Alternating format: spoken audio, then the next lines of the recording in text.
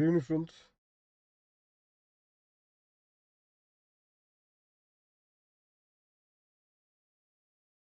Aishwarya Krishnamurti.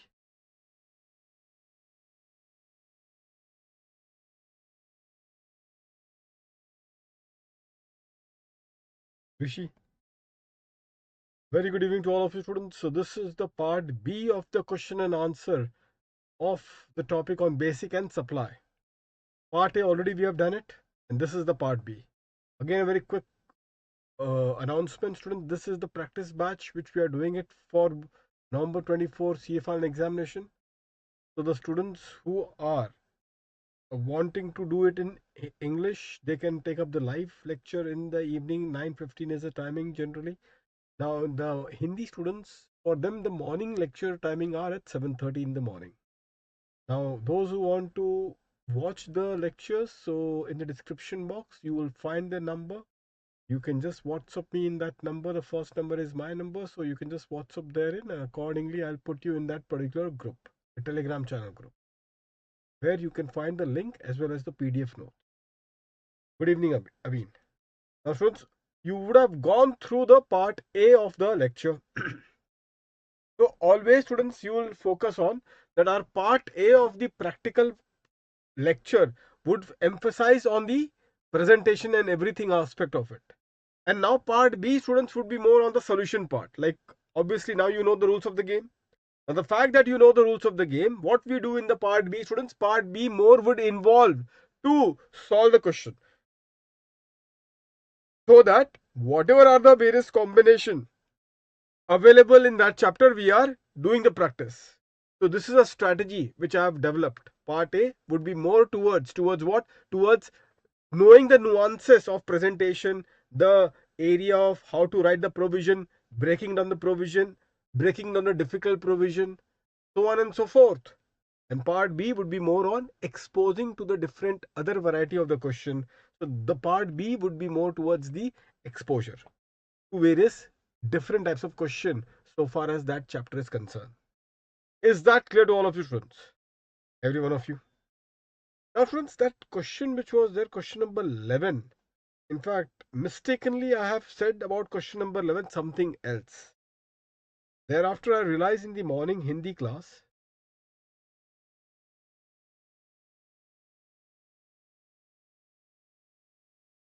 that it is something else all about. Just very quickly, friends, question number 11. Can you just take question number 11 first? This is the question, students. Tulsi. Mr. Happy has a huge residential property located at a prime location in Mumbai, Maharashtra. He has let out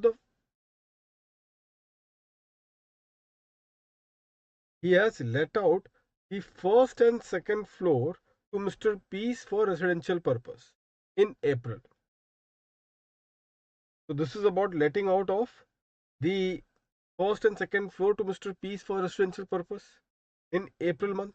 Mr. P surrenders his tenancy right. Now this Mr. P student to whom it was being let out. Who is the owner? Mr. Happy. Who is the Peace? Who is Mr. Peace? The first tenant to whom the residential house was let out. Now what Mr. Peace is doing, he has that let out of the premises. Now Mr. Peace is surrendering his tenancy right to Mr. Serene. So by surrendering the tenancy right, ineffectively now Mr. Serene will become the tenant. By surrendering the tenancy right, now Mr. Serene will become what? The tenant of that particular premises. Do you all agree? So therefore, he has transferred the tenancy right. Okay? For rupees 10 lakhs. So it's a lump sum tenancy right premium of rupees 10 lakhs that Mr. Peace has transferred to Mr. Serene. Mr. Serene has also paid the applicable stamp duty and registration charges on transfer of tenancy right. So that is what Mr. Peace is doing it.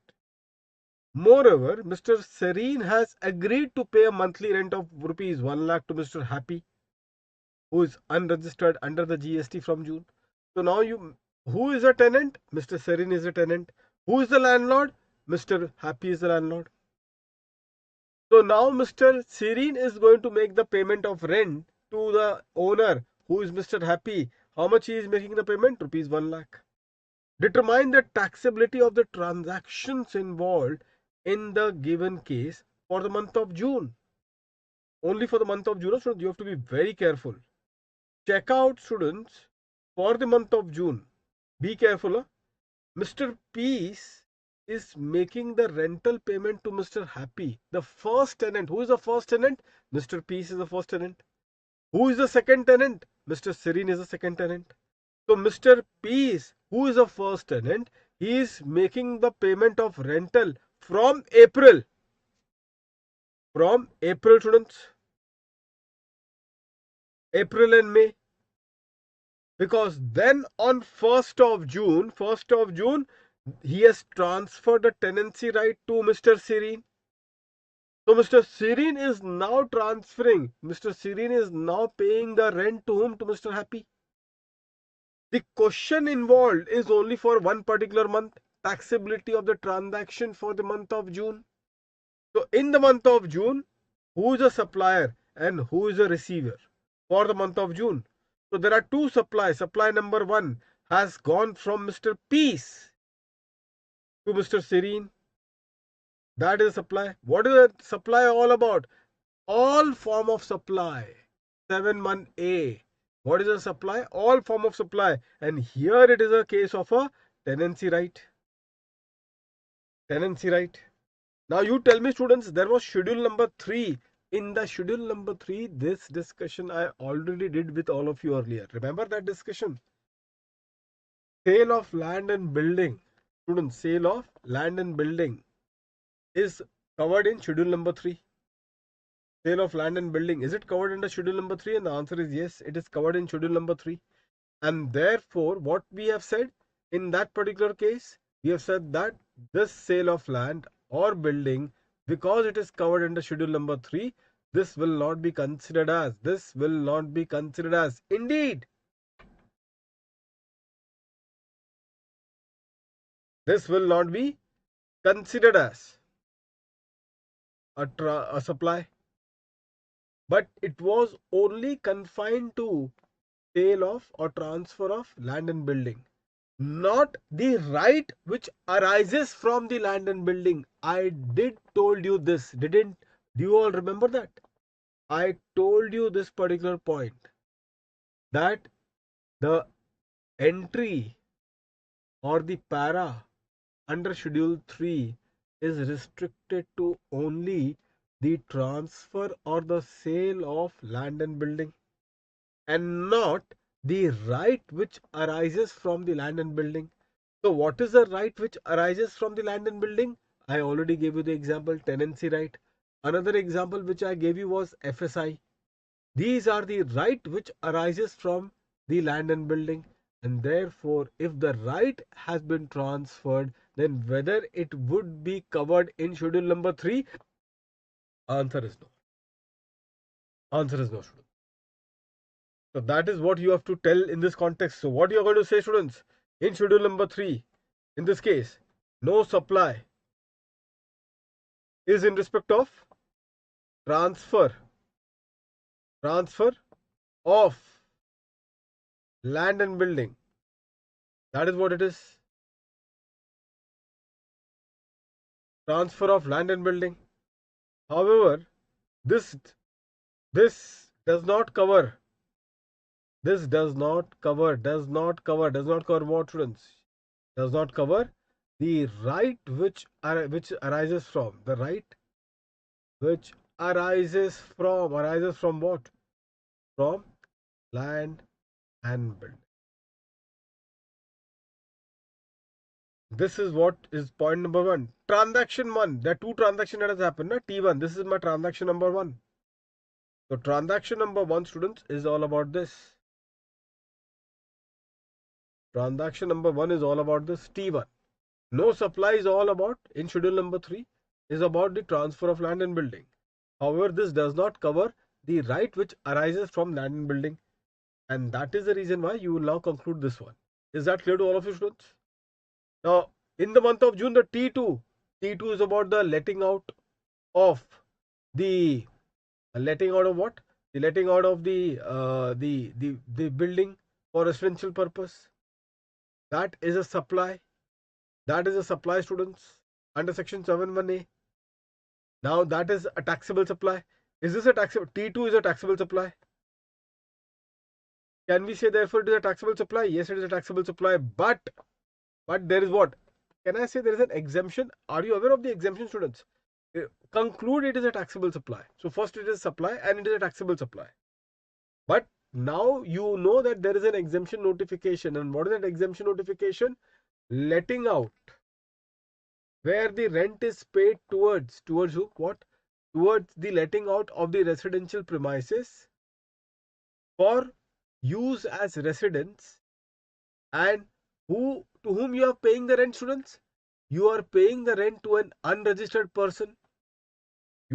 You are paying the rent to whom? The rent is paid to an unregistered person. In such particular case, the exemption is what would be applicable. So the second transaction, which is of the let out, you first have to say it is a taxable supply. But there is an exemption. Expand the exemption notification. Since the exemption topic is something that we are not touching upon right now, but still you all are aware the fact that there is an exemption already in place. So you can always connect that dot on the exemption and conclude. Is that clear to all of you? See what it is. Exemption part, students. Only this much you read it. The renting of residential dwelling for use as a residence to an unregistered person is exempt. Is exempt, students, in this context. So therefore, students, in that situation, that renting would be exempt in this. Is that point clear to all of you? Can we proceed now, students? So this we have skipped in this context. We have skipped this particular question in the yesterday's class. I now go to point number 12. The 12th question. Rudraksh Kapoor, owner of Rudraksh Publishing House, Ghaziabad, UP, donated some money to Divya Prakash Charitable Trust in the memory of his late father. The Divya Prakash Charitable Trust constructed a room in the school run by it from such donation. So they have constructed a room from such donation and wrote donated by Rudra Prakash Kapoor in the memory of his father on the door of the room so constructed. Examine whether the money donated by Rudraksh Kapoor is leviable to GST. Now students, display of the name on the door, display of the name of the donor, students, in the premises of the trust is an act of gratitude. Is an act of what? It is just an act of gratitude towards the philanthropy or the donation.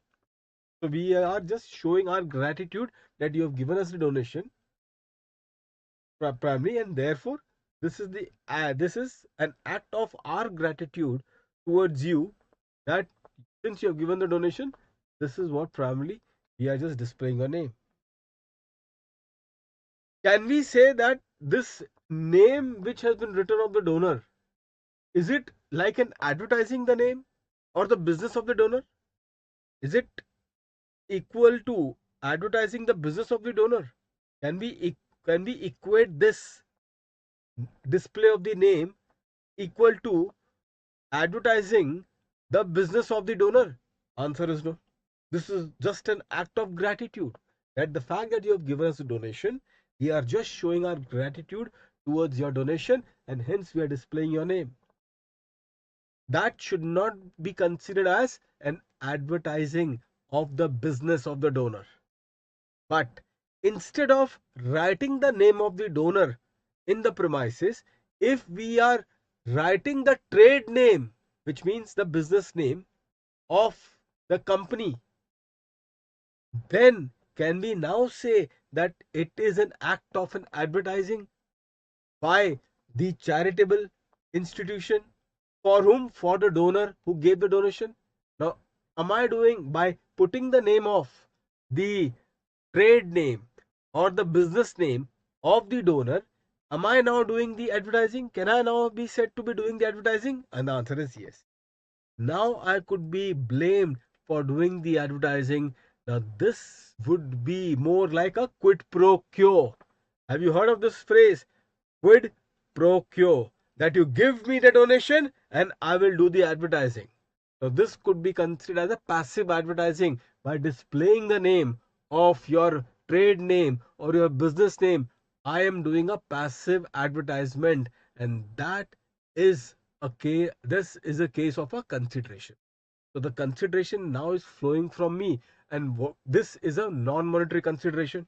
This is a non-monetary consideration. So what is a non-monetary consideration in this case? It is a advertising the trade name or the business name of a donor.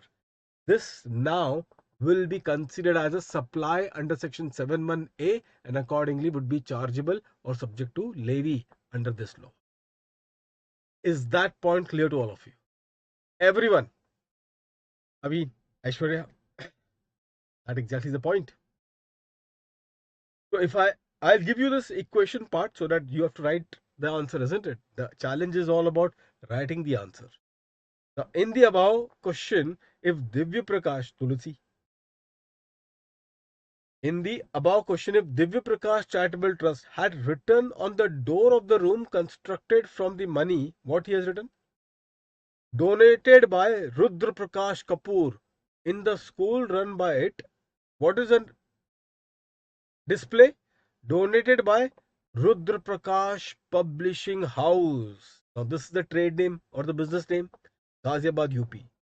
Would the given transaction or activity qualify as a supply?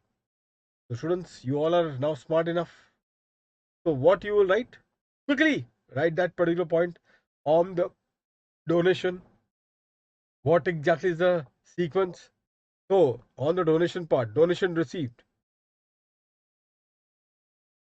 donation to the trust.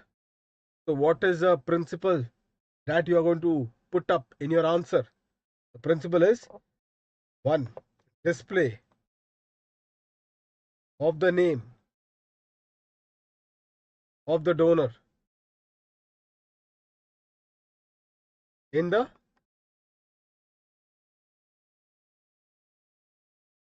trust premises is equal to what, students? As I told you, it's an expression of gratitude. It's an expression of gratitude of philanthropy.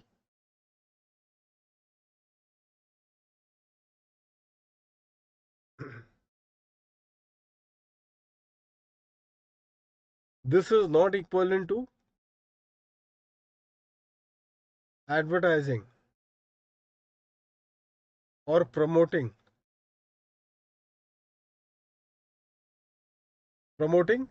the business of the donor. The business of the donor. So this is not a consideration and hence not a supply. Under section 71A. Okay. However, if the trade name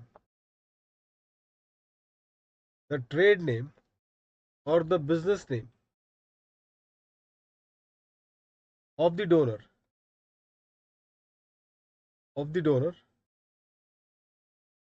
is published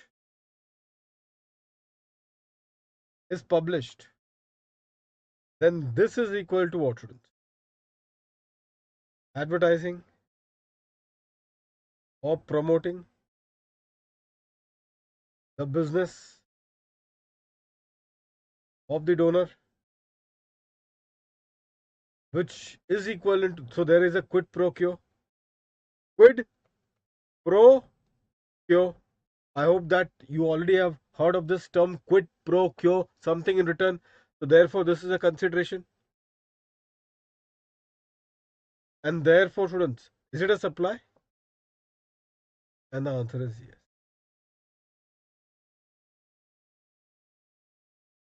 Did you know now how the things have been written? This equation is the game, ultimate game, to help you to decode the answer. This for donation, you need to put up this sort of your answer. Is that point clear to all of you? Did you all copy down this part?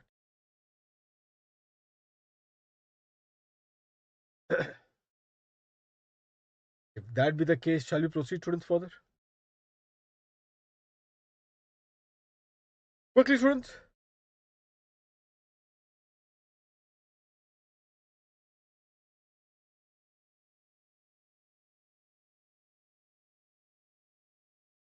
Aishwarya. Perfect, students. Now let's proceed further, students, in this regard. Tulsi. Now, students, we will wrap up whatever are the theoretical part, the noting part, we have done with it. Now we will quickly run through all the particular other questions. So now we will not be much involved in the presentation part and the other part, because now we are entering into the practical part. Let's start, students. Question number 13. Question number 13. Mrs. Kajal, a registered supplier of Jaipur, Rajasthan, has made the following supplies in the month of January. Month of January, students. Supply of a laptop along with laptop bag to a customer of Mumbai for rupees 55,000. Bundling of goods plus goods. Section 8 will apply. Is it naturally bundled, students? Laptop with laptop bag in the ordinary course of business of the taxable supply, in which one of the supply constitute a principal supply, in which one of the supply constitute a principal supply. That equation which I gave you in part A of the lecture, remember that equation? So is that equation getting satisfied? Yes. So therefore this composite supply would be considered as supply of the laptop. This composite supply will be considered as supply of the laptop. That is what is the point. In your notes it should come. It should come where, students? In your notes. Fine. Let's proceed further. Supply of 10,000 kits at rupees 50 each, amounting to rupees 5 lakhs to Ram Fancy Store in Kota. Each kit consists of one hair oil, one beauty soap, one hair comb. Now, obviously, students, in this case, this is a kit that they have made. Now, they have made on their own. Such kit they have made, students, on their own. One hair oil, one beauty soap, and one hair comb. Now, I don't have hair on my head, primarily.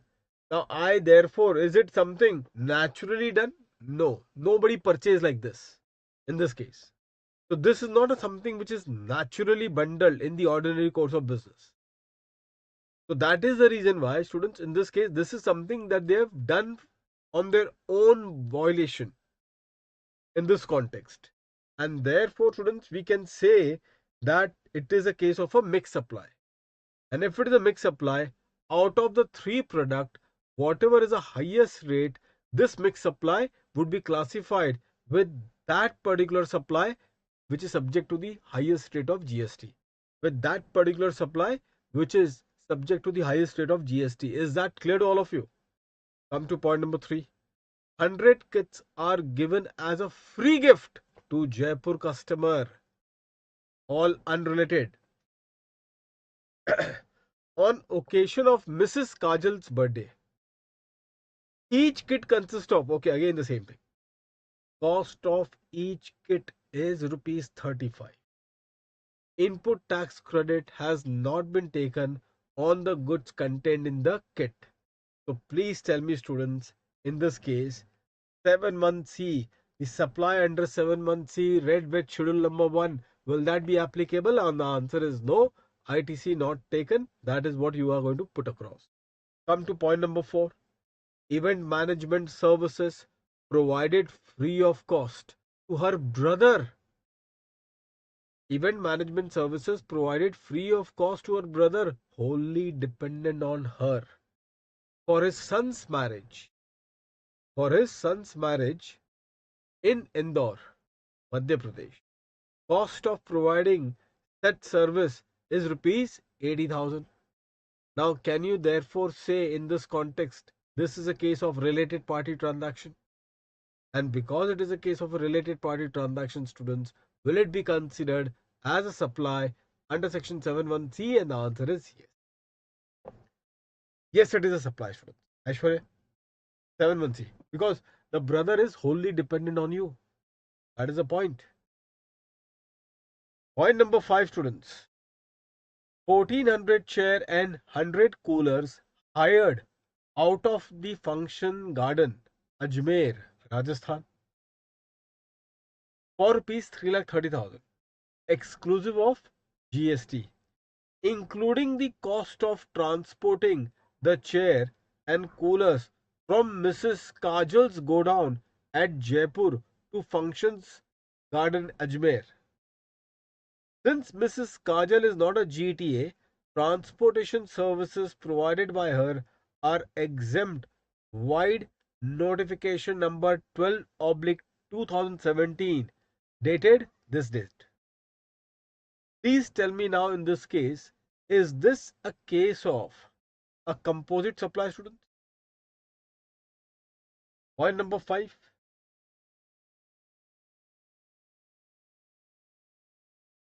Quickly. Read this one once again, fruits, all of you. Read it carefully, fruits. We'll see. Every one of you, fruits.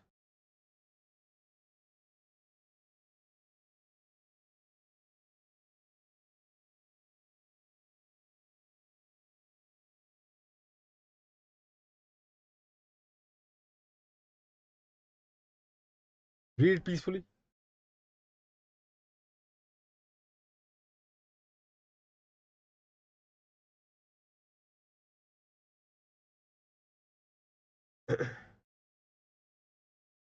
Aishwarya.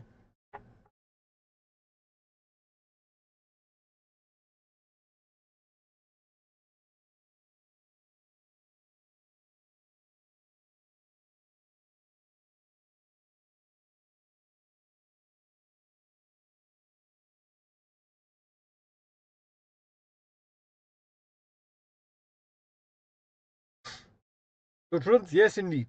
I think all of you are aware of this particular proposition. Anyway, so you people are aware of it. I mean, now in this particular context, students, as you people have said it, see here 1400 chair and 100 coolers hired out of to the function garden, Ajmer, for rupees 3,30,000, exclusive of GST, including the cost of transporting the chair and coolers from Mrs. Kajal's godown at Jaipur to Functions Garden, Ajmer. So now, students, in this case, herein, if you see,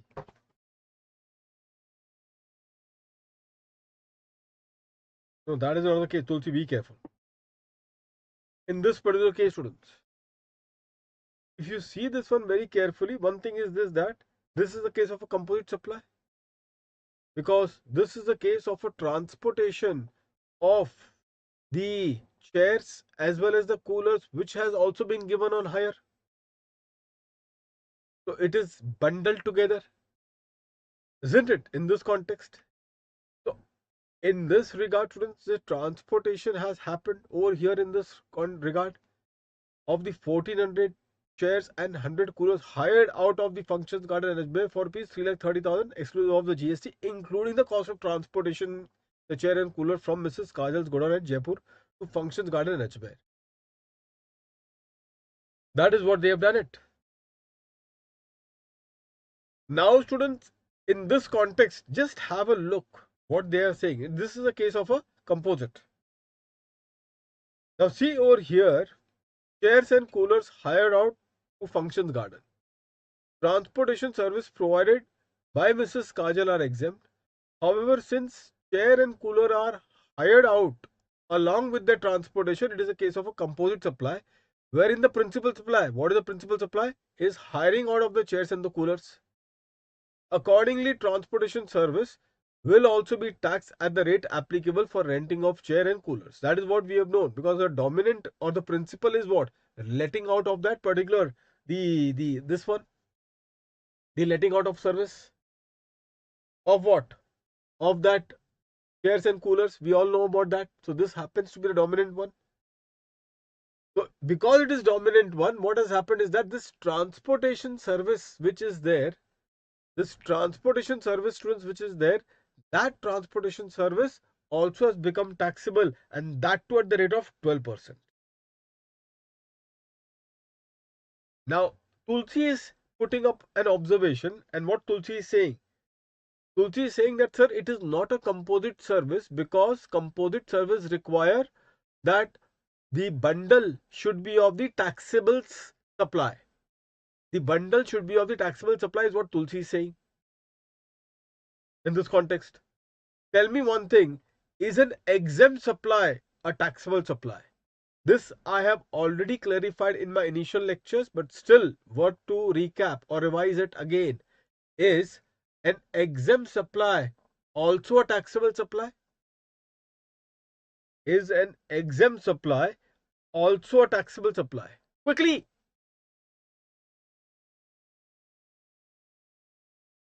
Aishwarya. Is an exempt supply also a taxable supply? Avi. So students, you all are already aware of this proposition. I told you earlier and I'm repeating this point again. Taxable means something on which there is a charge or levy. So tell me, are these supplies subject to charge or levy? And the answer is yes, it is subject to charge or levy. And therefore, in that context, these are taxable supply. If there is a exemption notification, it continues to remain a taxable. It continues to remain a taxable supply, although because of the exemption, there is no liability to pay the GST. There is no liability to pay the GST Krupa. I hope that all of you are clear with this one. So therefore, yes, it is of taxable supply. So nobody can say that, sir, it is not a taxable supply, it is a taxable supply. Now see the ICI answer. This is incorrect note which they have given for this. And I will tell you what would be the correct one in this context. See the note what they have done it. As per section 230, composite supply means a supply made by a taxable person to a recipient consisting of two or more taxable supply. Since in point number 5, this point number 5 which we have discussed, the GTA and the hiring of the chairs and that coolers. Since in point number 5, service of hiring out of chairs and coolers is taxable while transportation is exempt, it is possible to take a view that this is not a case of composite supply. Therefore, what these people are trying to say to you, that one is taxable and other is exempt, therefore they are trying to say you that this is not a taxable supply. Both of them are not taxable supply, and hence as per this view of the ICI, they say that it cannot be considered as composite supply. So what is the reason what they are giving why it cannot be considered as a composite supply? Because one is taxable and other is exempt. So therefore, as per this view of the ICI, they say that both of them are not of tax, both of them are not a taxable supply, which is an incorrect observation. Both of them are a taxable supply.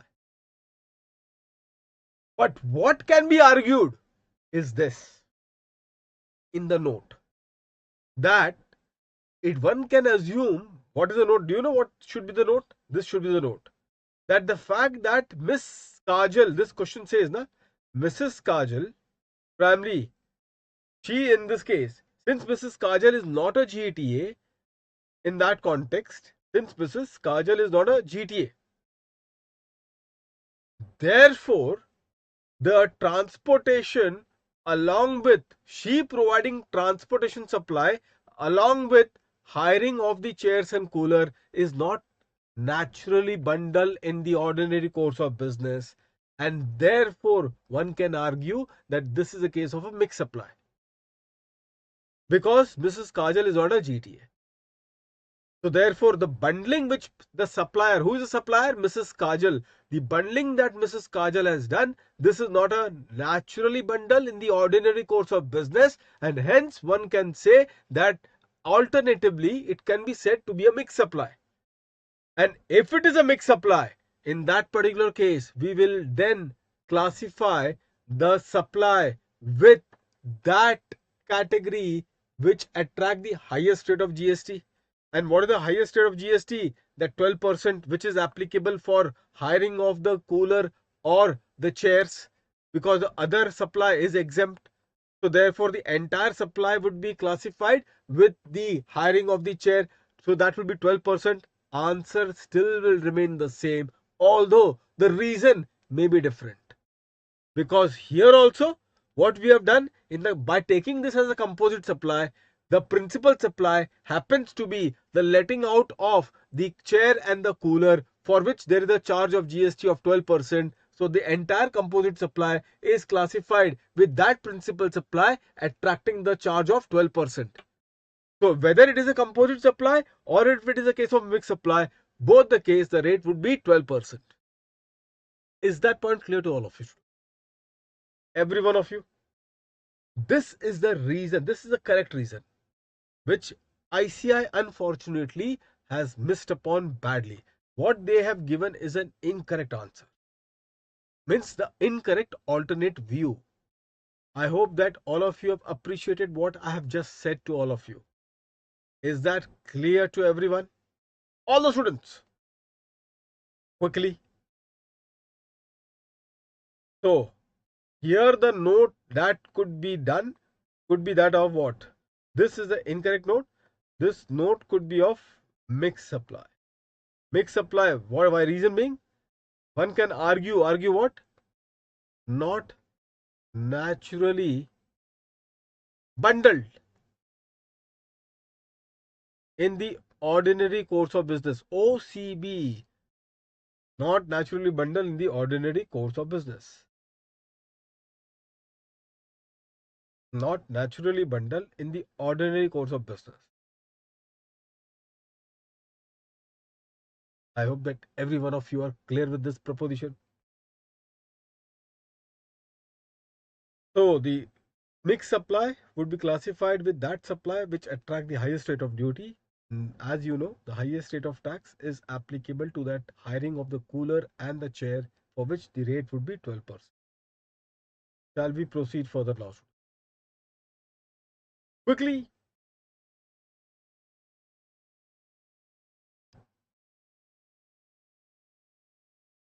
That exactly the point. Question number 14 now. Chandragupta Maurya is an artist who makes contemporary paintings. He is registered in the state of Kolkata. Chandragupta Maurya appoints Dhruv Kumar to auction his painting in Maharashtra. What if the principal supply is exempt? That is it. Entire supply would be exempt if it is a composite supply. We have already given that example in part A lecture. What was that example? Example was that hospital service, healthcare service along with medicine. That example already I gave you. So Chandragupta Maurya is an artist who makes contemporary paintings. He is registered in the state of Kolkata. Chandragupta Maurya appoints Dhruv Kumar to auction his painting in Maharashtra. Dhruv Kumar arranges for the auction and identifies the potential bidders. The highest bid is accepted and the painting is sold to the highest bidder. The painting is sold to the highest bidder, students. The invoice for the supply of painting is issued by Dhruv Kumar, students, on behalf of Chandragupta Maurya, but in his own name. So invoice for supply is issued by whom? By the agent Dhruv Kumar, on behalf of principal, but in his own name, in the name of the agent. So the further supply that has taken place is in the name of whom? Is in the name of the agent. And because it is in the name of the agent, the previous supply, students, the previous supply between the principal and the agent will qualify as a supply under section 7(1)(c), read with schedule number 1.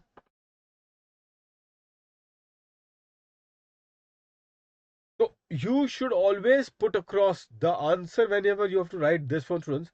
Since the further supply, since the since the further supply. So how you write? Open up the remark. Don't write unnecessary stuff. So since the further supply by the agent, like this you have to write. In the bracket, you should write the name given in the question. This is the presentation. That is Dhruv Kumar. Is made by him in his own name.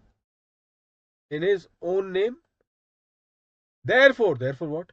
Therefore, the supply from the principal, write the name, Chandragupta Maurya, to the agent, Dhruv Kumar,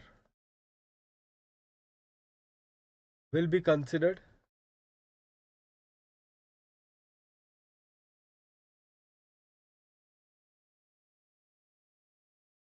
made by him by issuing the invoice in his own name. Students, please correct this. Made by him by issuing the invoice in his own name. By issuing the invoice in his own name. Therefore, the supply from the principal will be considered as a supply under section 7(1)(c). Read with schedule. Can you write this one now, students? This is how you will have to present your answer. Because problem of the students is that they know it, but they can't write it. This will crack the entire dilemma that you people are facing up till now. This cracks the entire dilemma, students, that your people are facing up till now. So what is that you have to write? Since the further supply by the agent, name of the agent in the bracket, is made by him by issuing the invoice in his own name. The tax invoice also you can write. Therefore, the supply from the principal PAL, not PLE. Remember that. There, from the principal to the agent will be considered as a supply under section 7(1)(c), read with schedule number 1. Are you clear with this proposition, students? Every one of you?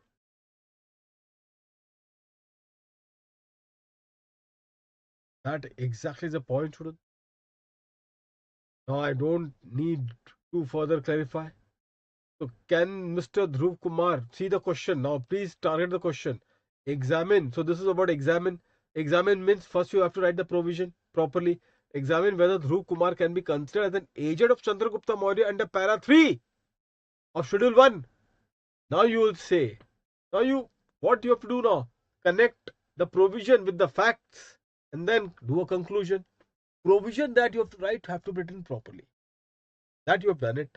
Now connect the facts with the provision and then conclude. What are you going to conclude? That yes, Mr. Dhruv Kumar can be considered as an agent of Chandragupta Maurya under para 3 of schedule 1. Is that clear to all of you? And if the question is for 4 marks, because it is about examine this, just one line, one sentence you can add. Only one sentence you can add over here. Only one sentence. That it is pertinent to note that. It is pertinent. Pertinent what? Pertinent to note that Mr. Dhruv Kumar would be liable for a compulsory registration under section 20. Okay, that's one sentence you can put across if need be, depending upon if it is for 4 marks. If it is for 2 marks, don't write such nonsense. Then it is a nonsense. Okay, if it is for 4 marks, it's an icing on the cake. What is a cake? Cake is a provision. And then writing that one sentence creates that impact.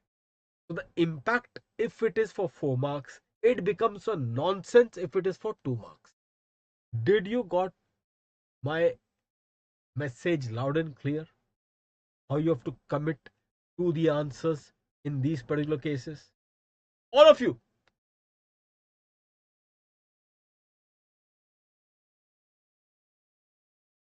Students, I want you to solve this question number 15 if it is possible, students. Very clear. I told that if it is for 2 marks, then don't write that add-on statement. Which is that add-on statement? That it is pertinent to note that Mr. Dhruv Kumar is liable for registration under section 24. If it is for 2 marks, it is a nonsense statement. If it is a 4 marks, it will create an impact. That is what I said in that context. Question number 15 is one of the beautiful questions. All the concept already I have highlighted upon. I want all of you, with all sincerity, I just want you to try doing it on your own. I don't want this question to be spoon fed. What we will do is that this question we will do it tomorrow's class at the very outset. I'll do it with all of you. But don't see the solution. I don't want you to see the solution. Only you just try to do what the best that you can do as far as this question is concerned. I have touched upon all the aspect in my practice revision lectures, which I did earlier. I think lecture number 2 or lecture number 3, I suppose 3 or 4. In that I have touched upon the base. So what I want from all of you is that an independent and very honest attempt on your part. Even if you are wrong, doesn't matter. But whatever the best that you can do without looking at the solution, students, please do that. This is what I request to all of you. You will make a lot of mistake in this. But it is important that you start identifying where exactly you are making a mistake in the tough questions. This is the tough one.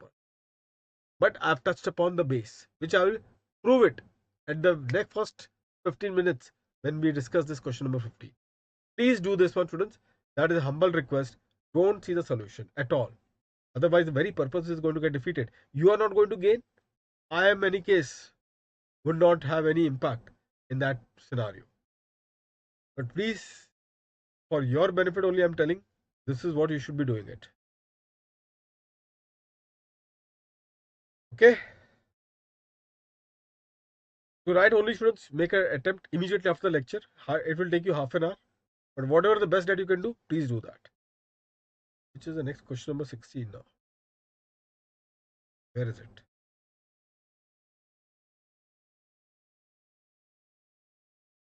Question number 16.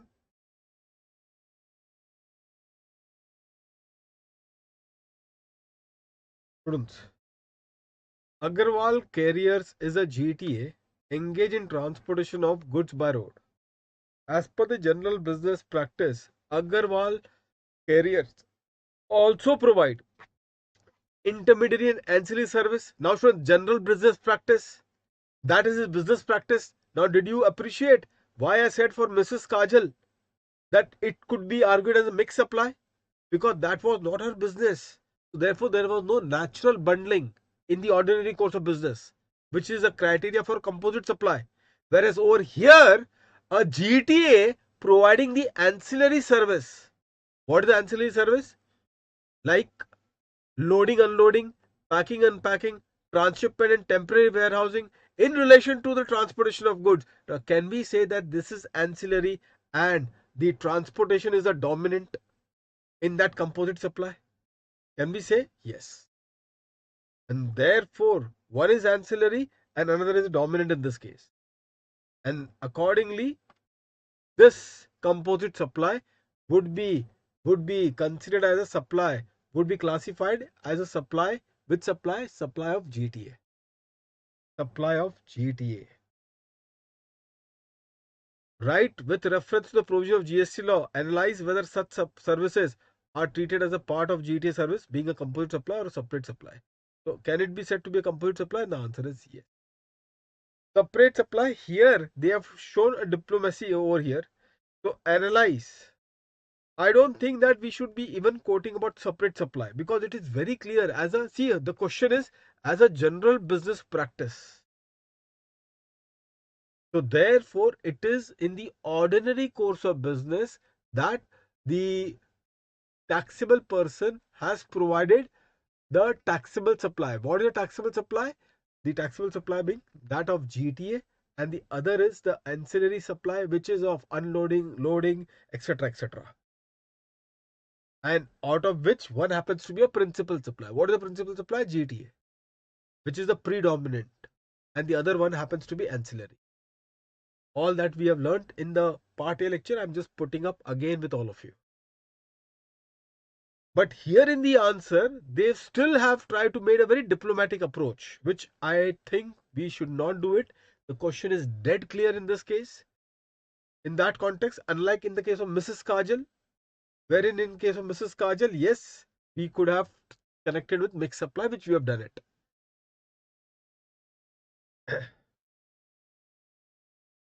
See here. However, if, see, this is what they've done. However, if such incidental service are provided as a separate invoice, they shall be treated as separate supply. Now, did they provide a separate invoice? Is the question. Uh, did they mention anything about the invoice? No. So, okay, they have made this assumption, students. In the question, students, they made this assumption that if there would have been a separate invoice, that for this there is one invoice and the other one is given in a separate invoice. So then in that case, they have said about the scenario. So the separate supply or the independent supply was because of the separate invoice. That is what they've done it. Fine, fair enough. That you can put up in your answer. In your answer.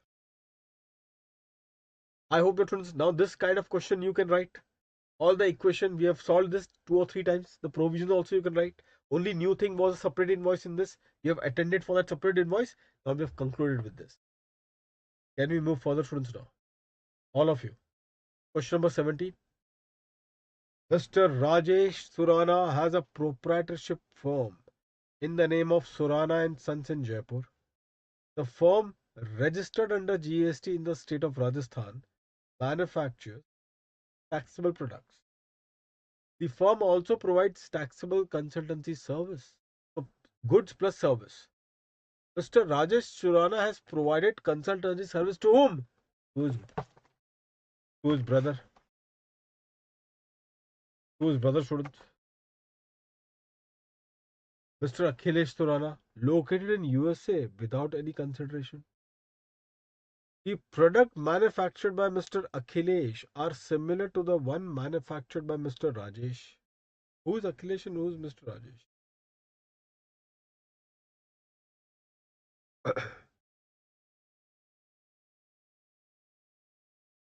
Okay, product manufacturer. So Akhilesh is also in the he's in the manufacturing as well, and are similar to the one which is manufactured by Mr. Rajesh. Mr. Surana charges 3 lakhs for providing similar service to other independent customer located in USA. Compute the GST liability, if any, in the given case, assuming the GST rate. Now, students, you tell me in this scenario whether it would be considered as a supply to a related person. Ashwarya, whether this would be considered as a supply to a related person. Related person here happens to be his brother. Related person here happens to be his brother. Who is his brother?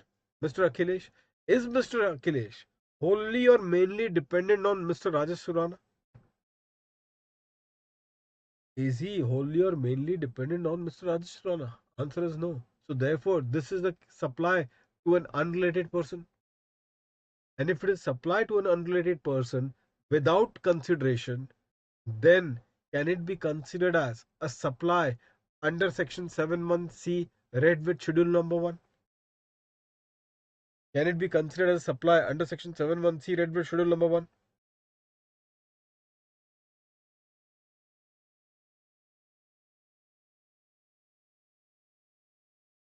And the answer is,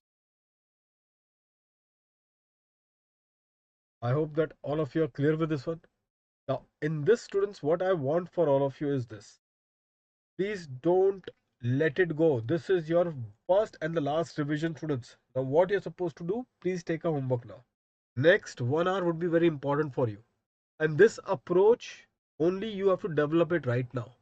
Because unless you learn this approach, students, you are not going to get a tube light flashed on the day of the examination. If you want to get this thing come naturally to you, you need to practice. And that practice has to be only 1 hour in a week's time. This is that 1 hour now. Now, how do you practice? Students, now you have, be careful. Now, this is on your own. I'm now giving it on your own. Enough of spoon feeding now, students. First, students, what you will do? 3 questions you are going to target now. Question number 1 is question number 15. Is the first question that you are going to target. The second question, students. Now, you remember, students, what you have done?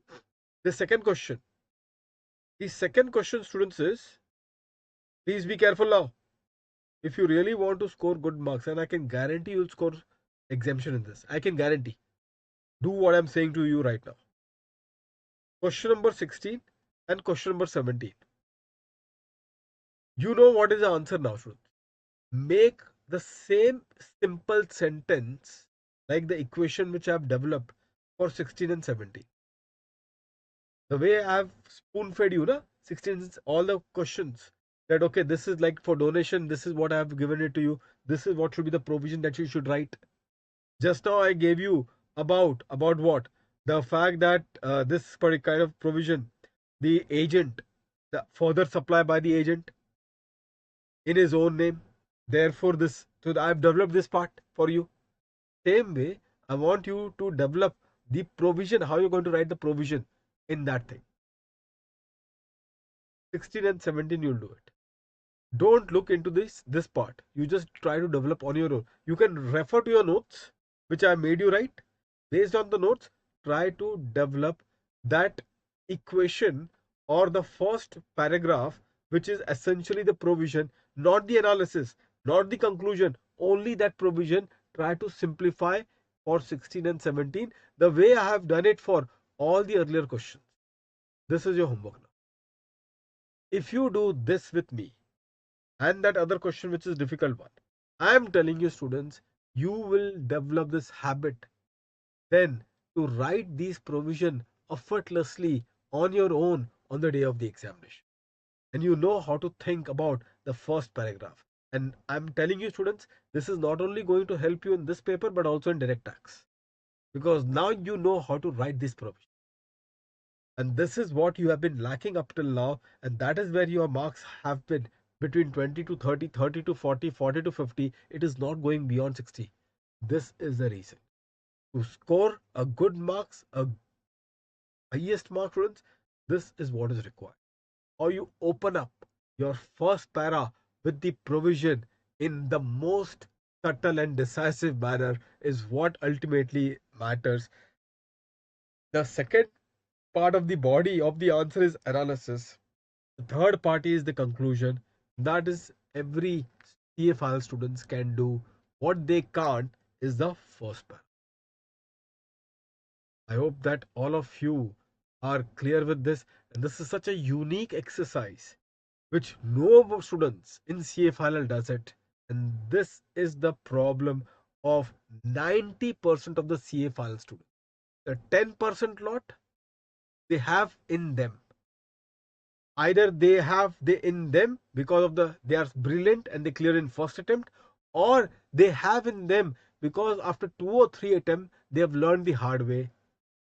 But that is only the 10%. The remaining 90% are still in that particular race of the rote learning and the same particular pattern without identifying their own core issue. Their own core issue is that they cannot put up their first paragraph the way it should have been done, and unnecessarily their emphasis in their answer is on the analysis at the conclusion. So the soul is missing in their answer, and what we find is simply a nuisance and noise in their answer.